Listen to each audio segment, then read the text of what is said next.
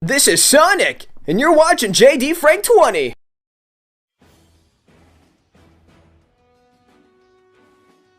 Yeah, here's this little snippet right here by E3 themselves from their verified account.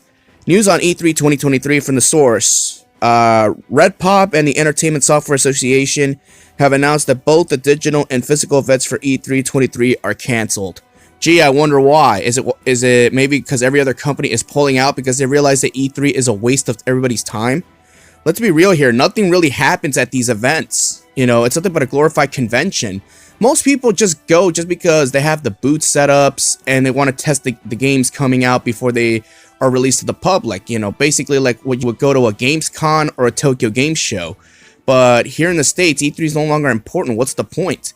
Again, 2022, they made a huge mistake by canceling E3 for no apparent reason. The pandemic at that point was already, you know, at least controlled compared to 2021 or 2020. That is at least understandable.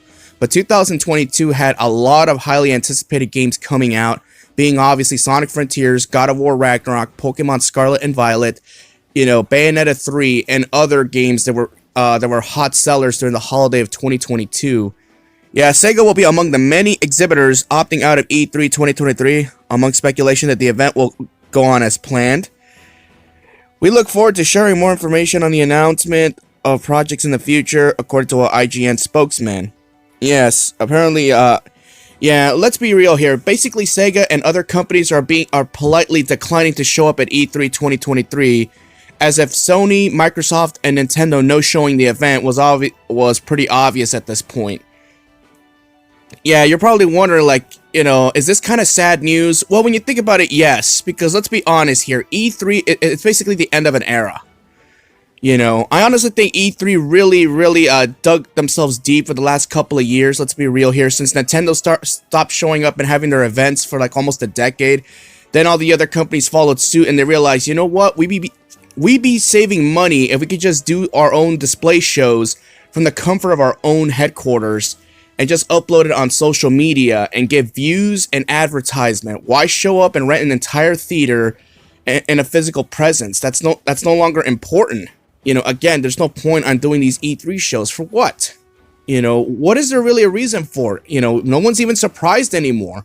Back in the old days when you had these trailers, especially a good example that being that Twilight Princess trailer, obviously, almost from a couple decades ago, that was worth going. You know, sometimes you had your cringe moments, obviously, that being Nintendo showcasing the Wii Music, when they were playing Wii Music live. It was so cringy, but you get the point if you go look it up.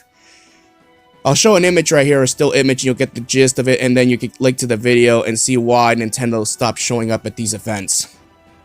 You know, again, you know, many people may think it's sad, but at the end of the day, look, it had to happen. You know, E3 has to be put down. Let's be real here. You canceled it last year, and now this year, the committee themselves confirmed it's canceled. Look, just get rid of it outright. Seriously. E3 is no longer needed. It's not important. Any gaming news just gets leaked weeks and weeks in advance. Sometimes maybe a month or two in advance, because a lot of journalists like to leak information to the public, even if it's just speculation of certain things here and there. It makes for a great conversation. So again, everyone, let me know what y'all think about this. Are you sad that all these companies are just backing out of E3? Me personally, again, look, that's the end of an era. E3 back in the 90s when it first started was a big deal.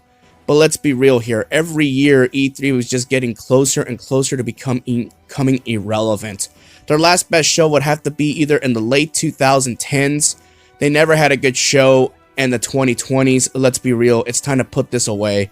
And don't blame COVID for this. All right. I can already see many people saying, oh, it's going to be COVID's fault for killing E3.